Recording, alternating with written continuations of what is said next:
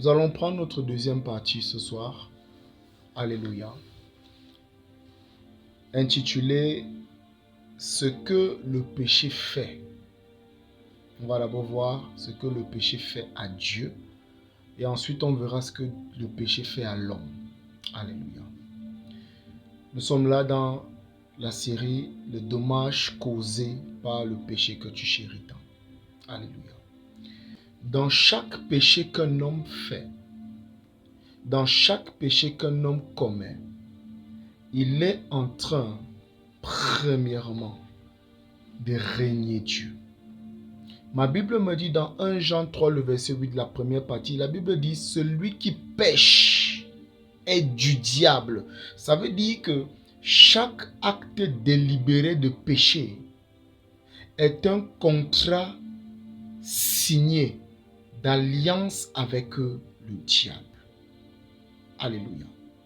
Donc, si nous comprenons ça sous cette base, nous verrons quelque chose de clair.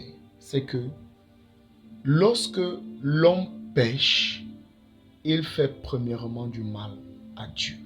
Alléluia. Dans le psaume 51, le verset 6, « J'ai péché contre toi seul. J'ai fait ce qui est mal à tes yeux. » Alléluia. Nous comprenons ici, David est en train, dans sa repentance, reconnaître que il a péché contre l'Éternel. Il a péché contre l'Éternel seul. Alléluia. Et il a fait ce qui est mal aux yeux de l'Éternel. Il est important pour nous de savoir que chaque fois que nous posons des actes contraires à la volonté de Dieu, nous sommes en train de pécher contre Dieu. Ça, c'est très grave. Notons quelque chose de très fort. On a dit la dernière fois que Dieu a dit à l'homme, dans Genèse 2, le verset 16 à 17, Dieu a donné un commandement à l'homme. Il a dit, tu pourras manger de tous les arbres qui sont dans le jardin, mais de l'arbre qui est au milieu là, l'arbre de la connaissance du bien et du mal, tu n'en mangeras pas, car le jour où tu en mangeras, tu mourras. Alléluia. Maintenant, donc, une chose claire, c'est que l'homme a mangé. Maintenant, Dieu avait dit quoi? Tu pourras manger de tous les arbres du jardin, mais tu ne mangeras pas de l'arbre de la connaissance du bien et du mal. Car le jour où tu en mangeras, tu mourras. Alléluia. Maintenant donc, lorsque Adam était en pleine nutrition de cet arbre-là, ma Bible me fait comprendre une caractéristique sur notre Dieu. C'est que notre Dieu est omniscient. Ça veut dire qu'il sait tout. Alléluia. Ça veut dire que notre Dieu sait tout. Dieu est omniscient. Il sait tout. Dans le psaume 139, les 3 premiers versets. Éternel, tu me sondes, tu me connais. Tu sais quand je m'assieds et quand je me lève. Tu comprends de loin ma pensée. Tu sais quand je marche, quand je me couche. Et tu pénètres toutes mes voies.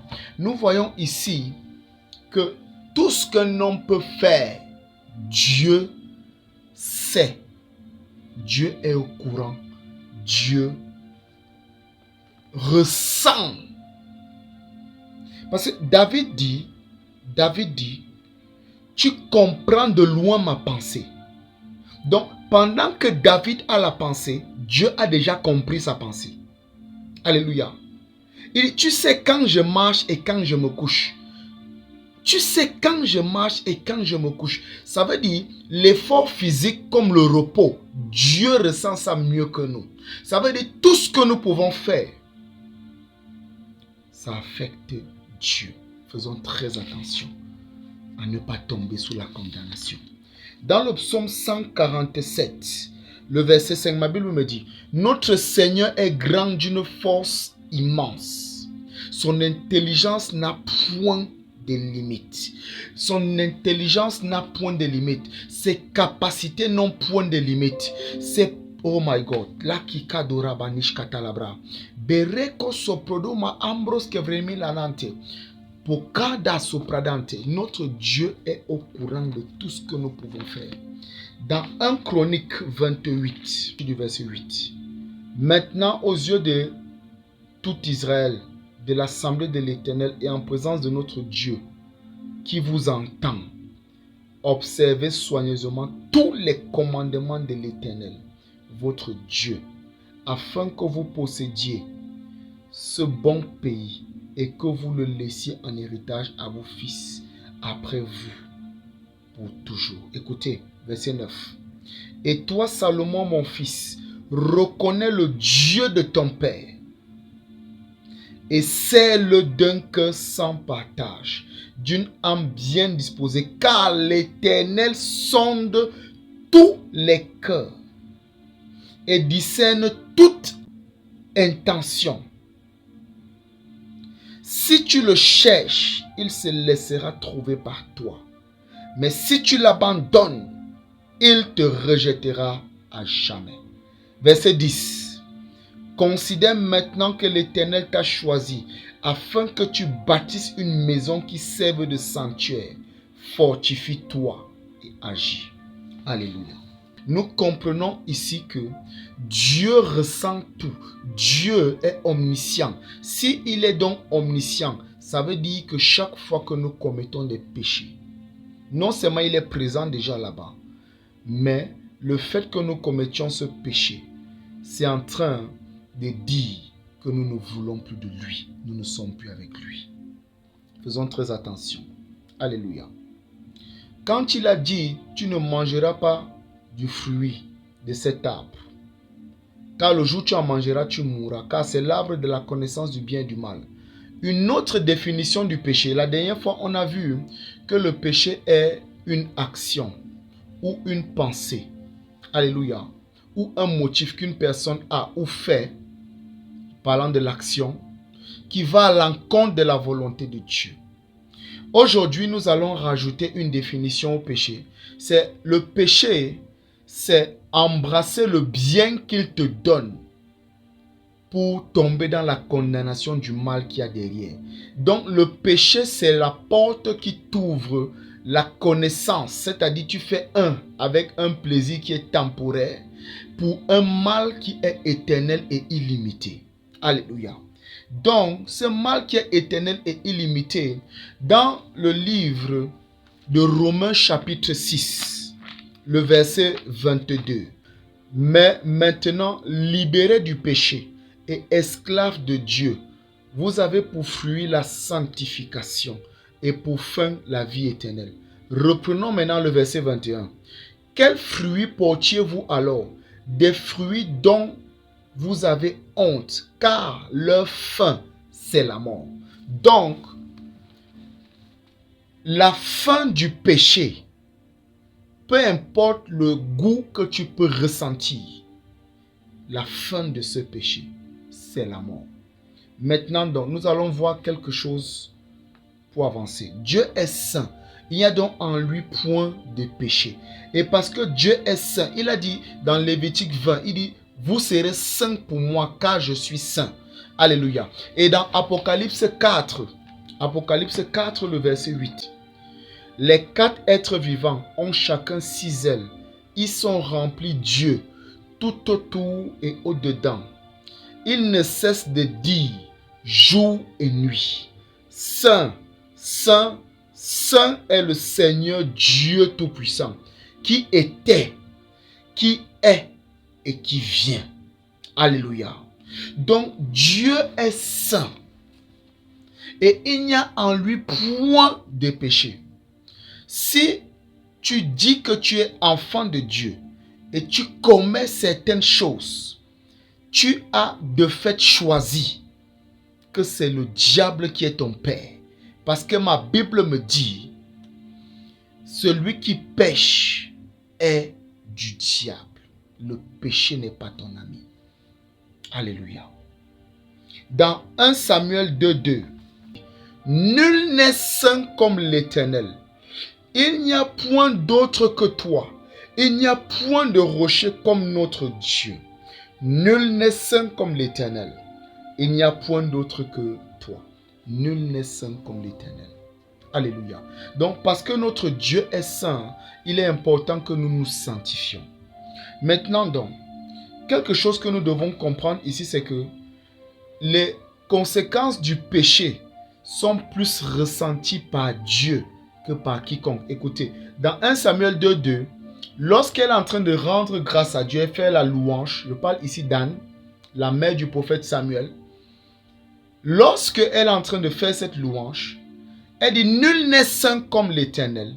Il n'y a point d'autre que toi. Ça sous-entend une chose, c'est que de la sainteté de Dieu, chaque fois que nous péchons, Dieu est le premier à ressentir les conséquences de ce péché. C'est pourquoi Dieu n'est pas content quand nous péchons. Alléluia. Mais le diable est content quand nous péchons. Le diable est content quand l'homme pêche. Maintenant, le péché est premièrement contre Dieu. Chaque fois qu'un homme pêche, tu prends une fille, tu vas avec elle. À ta droite, il y a un hôtel. À ta gauche, en face, il y a une auberge. Et tu demandes, on va où? Ma Bible me dit, celui qui pêche est du diable. Tu as fait ton choix. Le péché là est contre Dieu. David a dit dans le psaume 51, le verset 6, j'ai péché contre toi seul, j'ai fait ce qui est mal à tes yeux. Le péché est premièrement contre Dieu. Alléluia.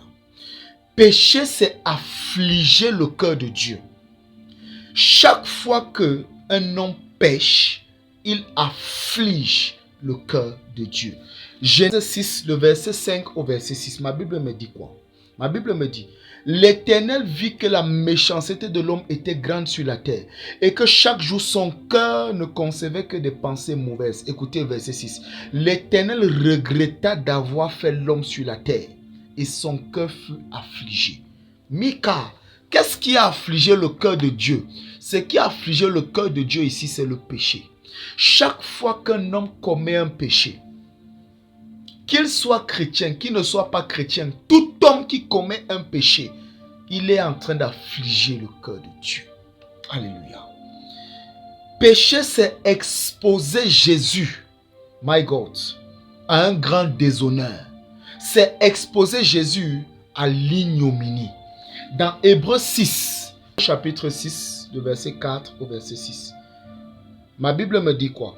Quant à ceux qui ont été une fois éclairés et qui ont goûté le don céleste et sont devenus participants à l'Esprit Saint, qui ont goûté la bonne parole de Dieu et les puissances du siècle à venir, et qui sont tombés, il est impossible de les ramener à une nouvelle repentance, car ils crucifient de nouveau de leur part le Fils de Dieu et le déshonorent publiquement. Donc, péché amène un grand déshonneur public sur Jésus. Et ici, il est fait mention des personnes qui sont censées ne pas le faire. Comment veux-tu que des païens que tu es censé sauver, qui sont censés te regarder comme modèle, comme exemple, te voient en train de faire ce que eux-mêmes font, et tu te tiens dans une assemblée où tu tiens les tracts d'évangélisation, où tu tiens une Bible parfois plus grosse que ta main, et tu dis que tu tiens tes enfants dans la bonne éducation quand tu fais ce qui est contraire à la volonté de Dieu devant ses enfants. Lorsque ces personnes te voient, lorsque ces personnes entendent ton témoignage, lorsque ces personnes sont surprises quand elles sortent de certaines chambres quelque part, elles te voient dans la chambre d'en face en train de sortir également. Soyons sincères. Quel est l'honneur que tu donnes à Jésus? Quel est l'honneur que nous donnons à Jésus quand nous faisons ce qui est contraire à la volonté de Dieu? Chaque fois que nous péchons, nous appelons l'ignominie, le grand déshonneur public sur Jésus. Ce n'est pas bon. Ce n'est pas bon. Pécher, c'est inviter les incroyants à se moquer du nom du Seigneur. Pécher, c'est appeler, inviter les païens, les incroyants, my God, à blasphémer le nom du Seigneur. Borada Shatalabra. Romains 2, le verset 24 me dit quoi? Car le nom de Dieu est blasphémé parmi les païens à cause de vous. Que Dieu aide son peuple. Que Dieu aide son peuple. Que Dieu aide son peuple. Pécher, c'est résister au Saint-Esprit. Oh, Shakapanta. Zeprumpe kokanta kapa. Zivelos kabrianon talabrada katai. C'est Actes chapitre 7, le verset 51 à 52. Écoutez ce qu'il dit. Homme au courret, incirconcis de cœur et d'oreille, vous vous opposez toujours au Saint-Esprit, vous comme vos pères. Lequel des prophètes vos pères n'ont-ils pas persécuté? Ils ont mis à mort ceux qui annonçaient à l'avance la venue du juste, dont vous êtes devenus maintenant les meurtriers après l'avoir livré. Alléluia. Brekatos kapalabiata. Il dit, vous qui avez reçu la loi sur l'ordre des anges et qui ne l'avez pas gardée. Péché, c'est résister au Saint-Esprit. Péché, c'est résister au Saint-Esprit. Que Dieu nous donne la grâce de ne plus commettre de pareilles choses. Au nom de Jésus-Christ. Péché, c'est éteindre le Saint-Esprit. Péché, c'est attrister le Saint-Esprit. Dans 1 Thessaloniciens 5, le verset 19, n'éteignez pas l'esprit. N'éteignez pas l'esprit. En anglais, don't quench the spirit. Éphésiens 4, le verset 30, il dit, n'attristez pas le Saint-Esprit de Dieu, par lequel vous avez été scellés pour le jour de la rédemption. Il dit quoi? Éphésiens 4, le verset 30, n'attristez pas le Saint-Esprit de Dieu, par lequel vous avez été scellés pour le jour de la rédemption. My God, chaque fois que nous péchons, nous éteignons le Saint-Esprit. 1 Thessaloniciens 5, 19. Chaque fois que nous péchons, nous attristons le Saint-Esprit. Éphésiens 4, le verset 30. Chaque fois que nous péchons, nous attirons la moquerie sur le nom du Seigneur. Romains 2, le verset 24. Chaque fois que nous péchons, nous attirons l'ignominie, le grand déshonneur public sur le nom de Jésus-Christ. Oh my God, que Dieu délivre son peuple. Que Dieu délivre son peuple. Le péché, j'aime ça. Un père de la foi l'a dit. Il dit le péché, c'est une tentative de renverser l'Éternel de sa place suprême. Le péché est une tentative de renverser l'Éternel Dieu de sa place suprême. Le péché est une tentative de renverser l'Éternel Dieu de sa place suprême. Alléluia. C'est une tentative de se débarrasser de Dieu. Le péché est une tentative de faire échouer les desseins éternels. Parce que Dieu a des desseins. Chaque fois qu'un homme peut faire quelque chose contraire à la volonté de Dieu, il est en train de dire à Dieu, Jérémie 29, 11 qui dit, j'ai des projets de paix, de bonheur pour te donner un avenir, une espérance. Il est en train de dire à Dieu, ces projets-là, je n'ai pas besoin de ça. Donc le péché, c'est tout faire pour annuler les desseins éternels de Dieu. Il est important que nous fassions très attention. Faisons très attention. Maintenant donc, la dernière fois, dans la partie 1, nous avons vu ici d'où vient le péché. On a vu que le péché vient du cœur de l'homme. Le cœur de l'homme. Dans Marc 7, le verset 21, on a vu cela. Dans Proverbe 4, le verset 23, il dit, garde ton cœur plus que toute chose, car c'est de lui que viennent les sources de la vie. Donc ce qui est dans notre cœur va déterminer ce qui viendra à nous. Alléluia. Mais ici, les hommes pêchent. Comment? Les hommes pêchent, par les motifs qu'il y a dans leur cœur. Les motifs qu'il y a dans leur cœur.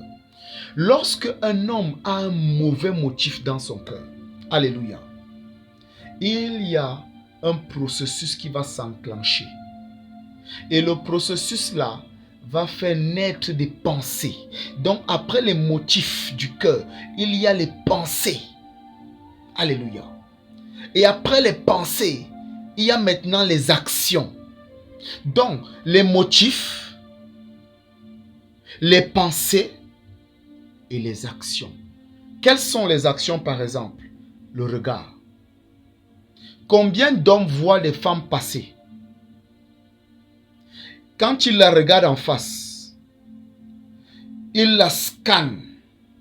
Dès qu'elle traverse, beaucoup, même quand ils sont au volant, tournent le cou pour regarder. Jésus dit quoi? Lorsque tu regardes une femme et tu la convoites dans ton cœur, tu la désires dans ton cœur, tu as déjà commis avec elle un adultère dans ton cœur. Écoutez, combien voient l'argent d'autrui, voient ce qui ne leur appartient pas, sans toucher. Nous voyons ici que les actions parlent. Combien refusent de s'empêcher d'ouvrir leur bouche, soit pour mentir, soit pour calomnier, soit pour se moquer, soit pour pécher, soit pour blasphémer, soit pour.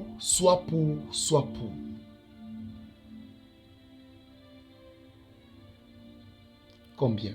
Donc, les hommes pêchent, que ce soit par le motif qu'il y a dans leur cœur, que ce soit par leurs pensées, leurs imaginations, ce qu'ils se font comme image dans leur tête, que ce soit par les actions, les toucher, le regard, les yeux.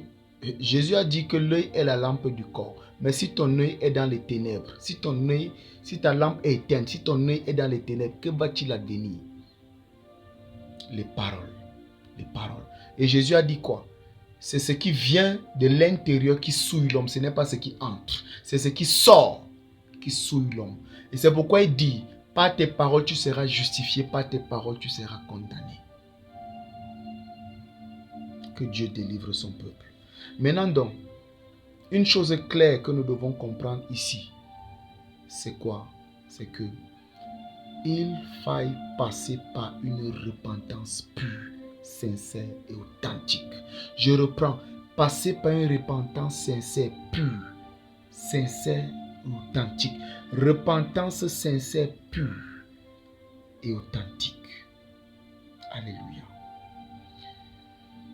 Dans 1 Roi 21,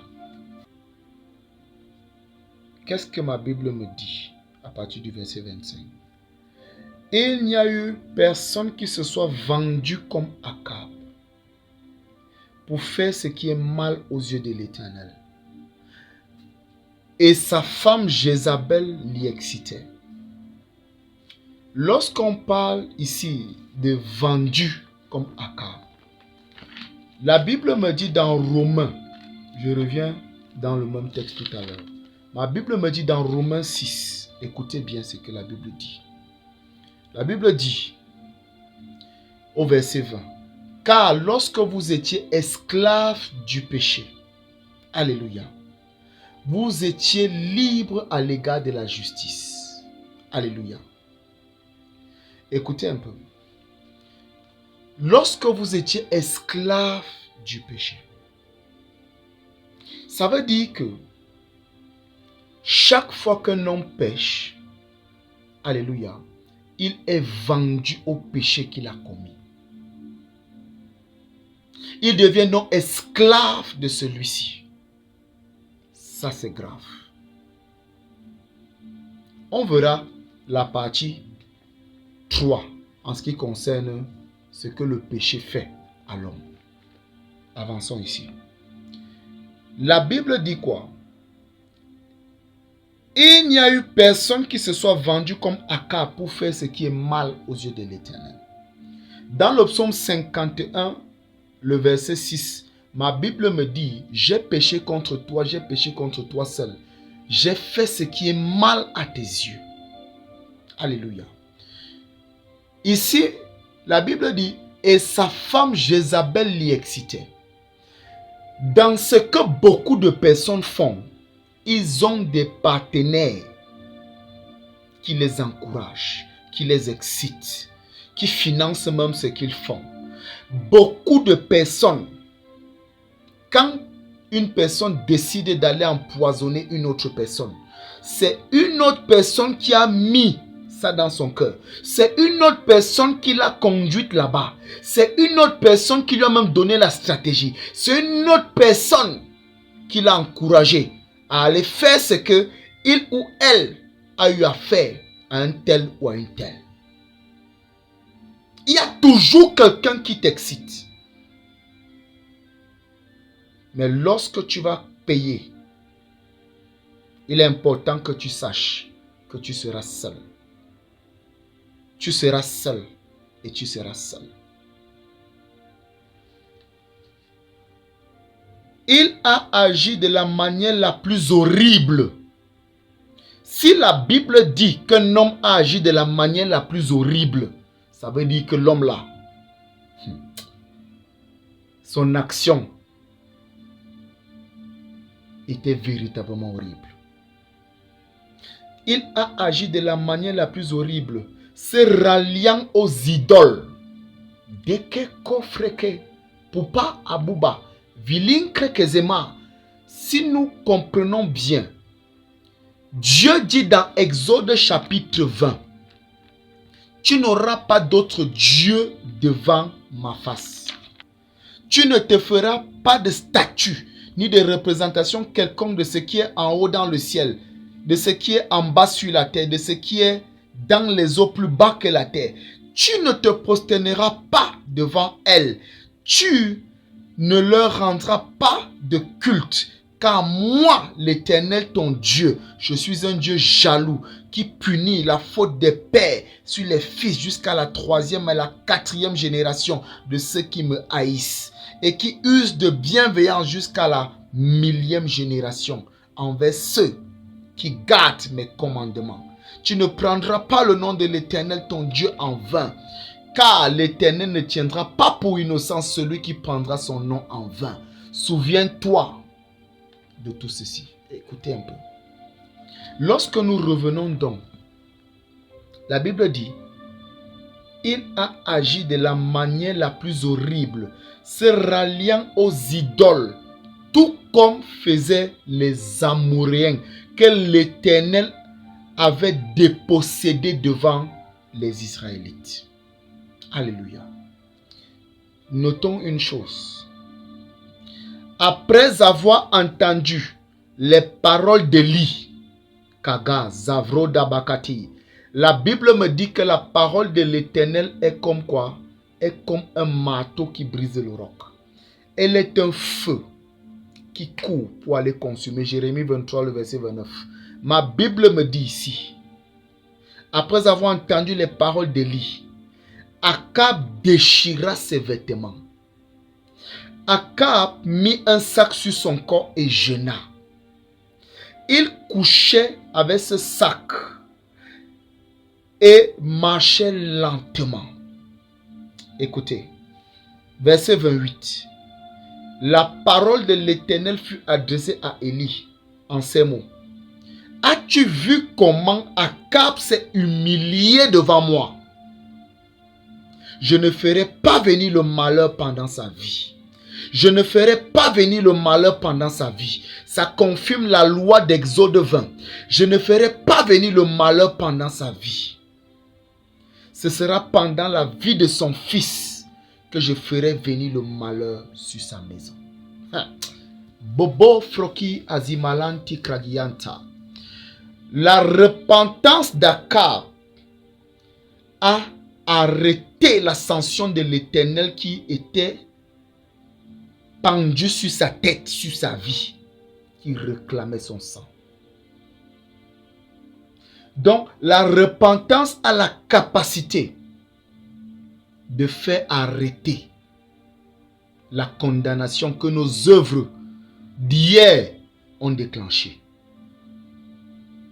Faisons très attention. Beaucoup se disent, lorsque tu acceptes le Seigneur Jésus-Christ, félicitations pour toi qui l'as fait. Félicitations encore. Et je rends grâce à Dieu pour toi si tu restes dans la voie là.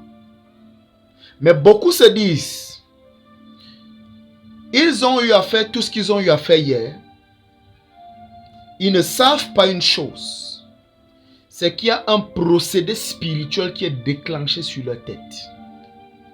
Et ici, ça vient contrecarrer, ce que je dis vient contrecarrer les philosophies et les doctrines que les personnes ont injectées dans les mœurs du peuple.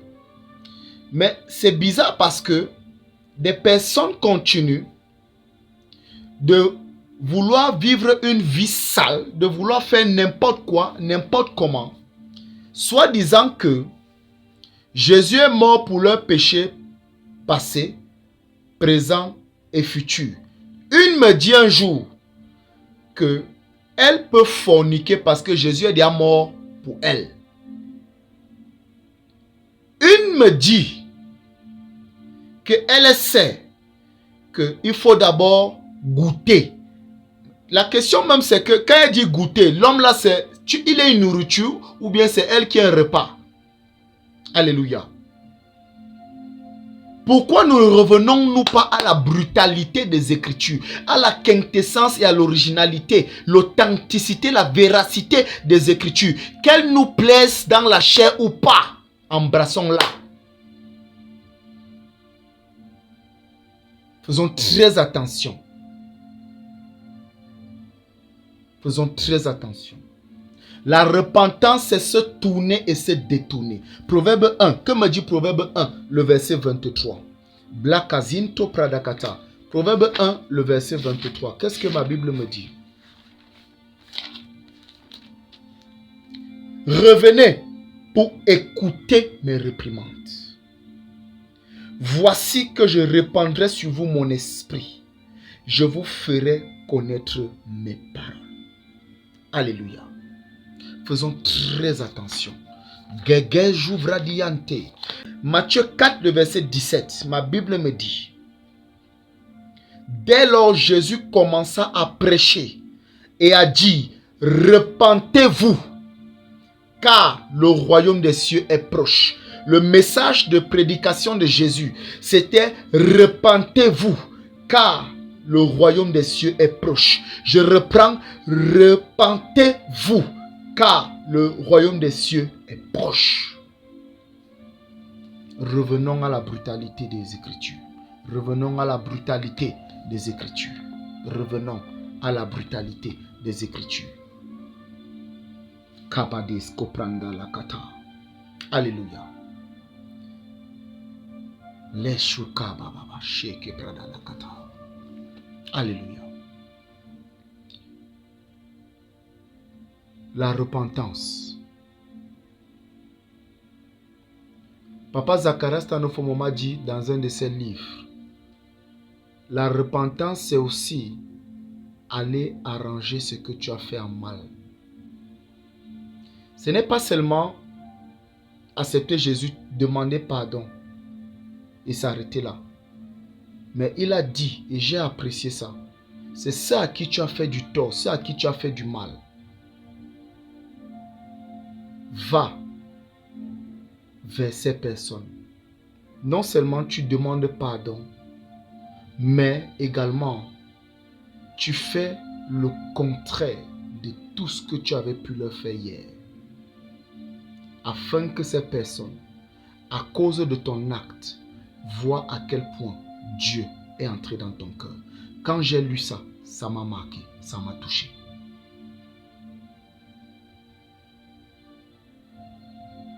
Si tu demandes pardon et tu pars continuer de faire la même chose que tu faisais hier, tu ne t'es pas repenti, tu t'es moqué.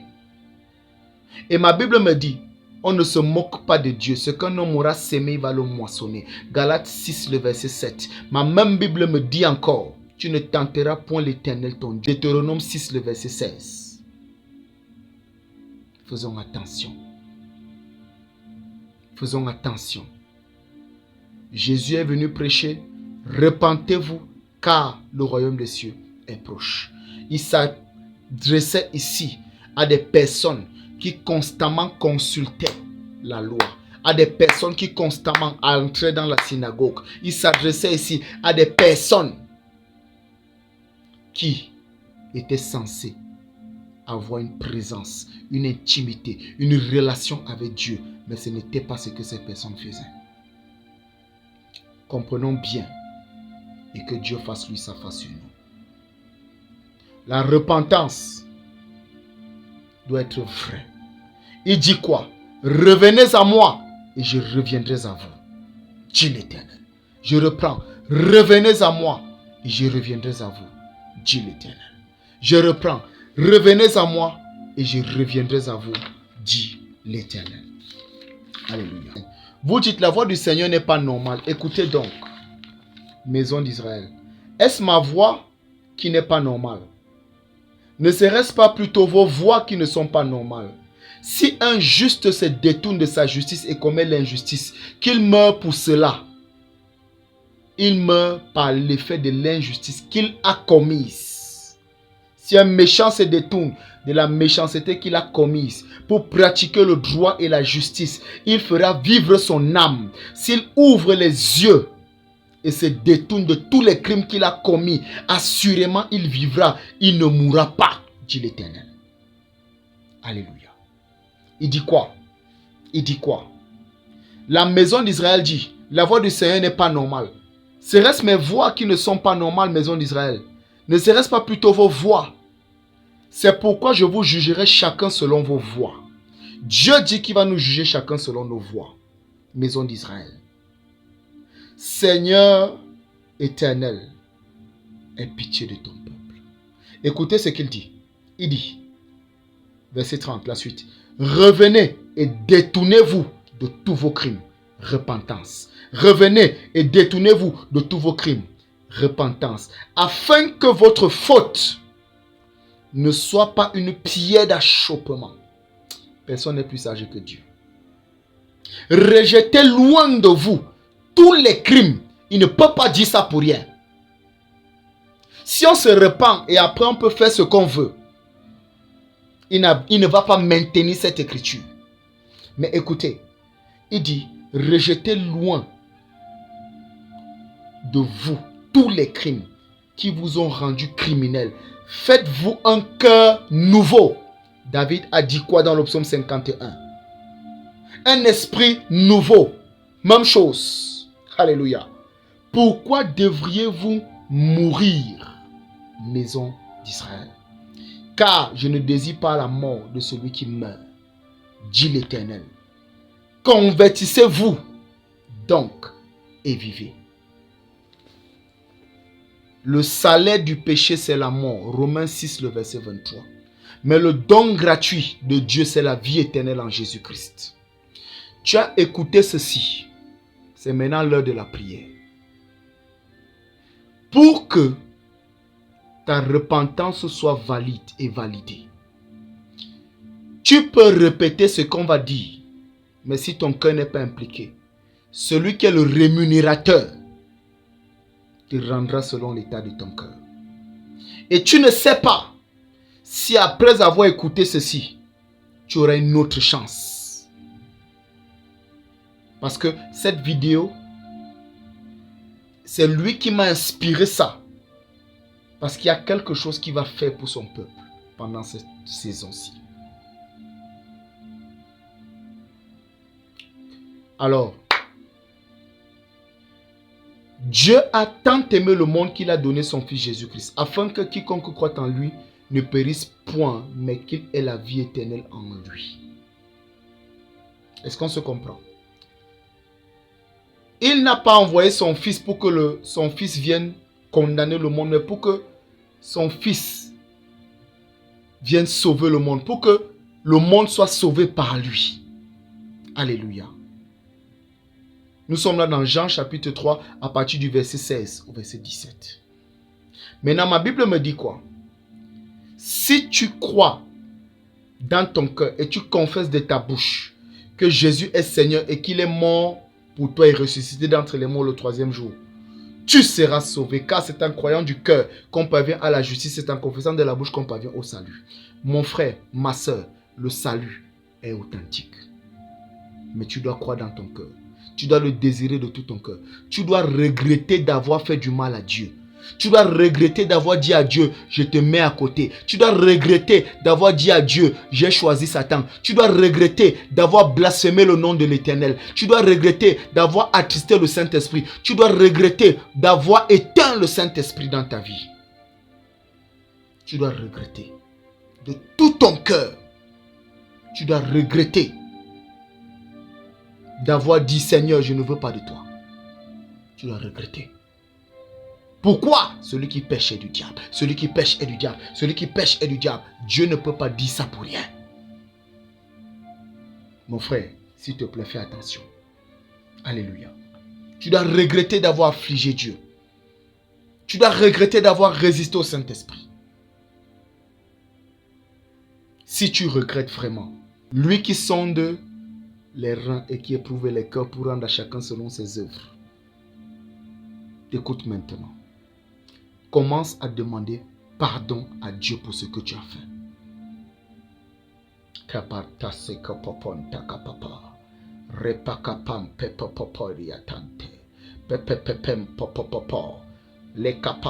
Demande pardon sincèrement à Dieu.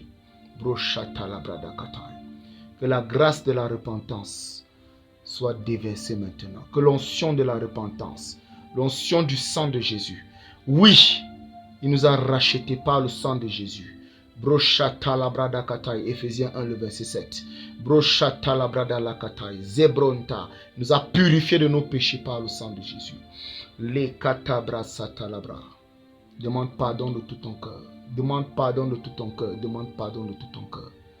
Humilie-toi maintenant. Brashata la brada katai.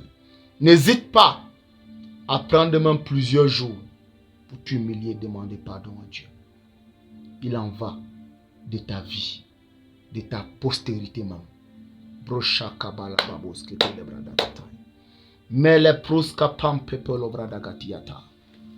Elle kinda la bada. Elle kinda la bada. Gebola gandia banto. Frada ganinta. Demande pardon à Dieu de tout ton cœur. Demande pardon à Dieu de tout ton cœur. Que plesko prodo prada kinta la brada kata. Jekro gabum bradi kalambros que te le brada kata. Brade katava baya barada shata la brada kata. Lebro shata la brada kate. Le kadi kanta la brada kata. Ma Bible me dit que l'Éternel est bon pour qui espère en lui. Pour celui qui le cherche. Bre shata la brada kata. Zika kabuboro diatante. Ézéchiel 3. Blakush kata la brada kata. Lamentation 3 le verset 25. Le kakabobobobo radiva. La brumbele merus kata la brada kata. Demande pardon à Dieu de tout ton cœur. Kabalas ketobra. Bredesh kupudulu barada biate. Terebo shata la brada kata. Écoute ceci. Écoute ceci. Il dit, quand je dirai au méchant, lui tu mourras. Si tu ne l'avertis pas, si tu ne parles pas, si tu n'avertis pas le méchant de se détourner de sa mauvaise voie, pour lui sauver la vie, ce méchant mourra dans son injustice. Et je te retrancherai, je te réclamerai son sang. Mais si toi, tu avertis le méchant, et qu'il ne se détourne pas de sa méchanceté, de sa mauvaise voie, il mourra dans son injustice, et toi tu sauveras ta vie. Si un juste se détourne de sa justice et fait ce qui est pervers, je mettrai un piège devant lui et il mourra. Si tu ne l'as pas averti, il mourra dans son péché et on ne se rappellera plus des actes de justice qu'il a fait. Je te réclamerai son sang. Mais si toi tu avertis le juste pour que le juste ne pêche pas, s'il ne pêche pas, lui il vivra parce qu'il a été averti. Toi tu sauveras ta vie. Dieu veut notre salut. Mon frère, répète cette prière. Dis, Seigneur Jésus, me voici devant toi. Je reconnais que j'ai commis des choses graves, horribles, des abominations. Commence à citer ce que tu as fait. Cite tout ce que tu as fait. Cite cela. Braka kezoproda kakabanta. Leka kosi ketebra kagamota. Lekata. Je reconnais avoir commis tout cela, Père. Me voici. Me voici. Je te demande pardon de tout mon cœur. Seigneur Jésus-Christ, je crois et je confesse que tu es mort et ressuscité d'entre les morts pour que j'ai la vie et que je l'ai dans l'abondance. Seigneur Jésus-Christ, lave-moi par ton sang. Efface mon nom du livre de condamnation, le livre de mort. Je t'en prie, Seigneur Jésus. Dès maintenant, je m'abandonne à toi, esprit, âme et corps. Dirige-moi, transforme-moi, fais de moi une nouvelle personne. Donne-moi un nouveau cœur. Donne-moi un nouvel esprit. Viens régner dans mon être par ton Esprit Saint. Père éternel, je te demande pardon d'avoir péché contre toi. Contre toi seul, d'avoir fait ce qui est mal à tes yeux. Seigneur Jésus, je te demande pardon d'avoir attiré le déshonneur public sur toi, d'avoir blasphémé ton nom. Saint-Esprit, je te demande pardon de t'avoir attristé et de t'avoir éteint. Merci parce que vous me pardonnez. Merci parce que tu fais de moi une nouvelle personne. Merci parce que tu me fais sortir du trou. Aie pitié de moi, Seigneur. Dis-le de tout ton cœur. Aie pitié de moi, Seigneur. Et sauve-moi par ton amour puissant.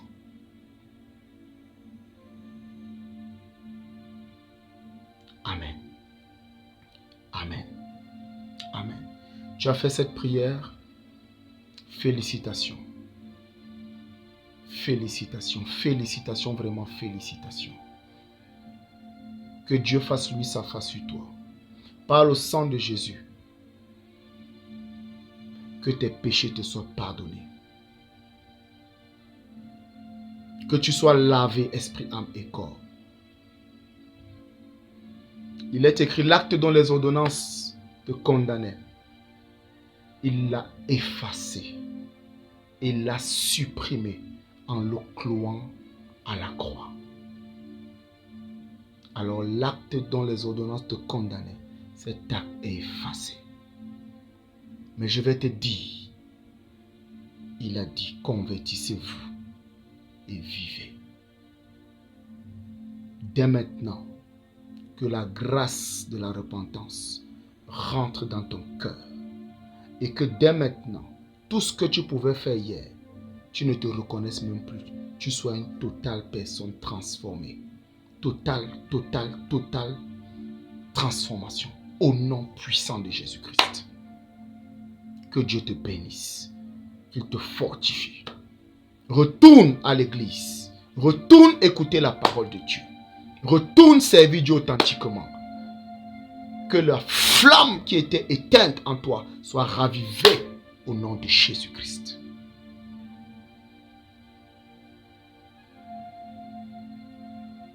Que Dieu te fasse du bien. N'oublie pas, tu dois refaire beaucoup de choses différemment dès maintenant. Demeure béni. Si tu as des questions, n'hésite pas à les poser. N'hésite pas à nous écrire, n'hésite pas à nous contacter. La prochaine vidéo sera aussi puissante. Reste scotché. N'hésite pas de partager ceci à quelqu'un. Ne manque pas de cliquer sur le bouton j'aime. Ne manque pas de partager ça un maximum de personnes, à quelqu'un que tu veux voir sauver, mais tu n'as pas le cœur de parler cru à cette personne, n'hésite pas à partager ceci. La personne, le Saint-Esprit touchera son cœur et la personne n'ira pas en enfer. Parce que le salaire du péché, c'est la mort. Que Dieu te garde, que Dieu te fasse du bien.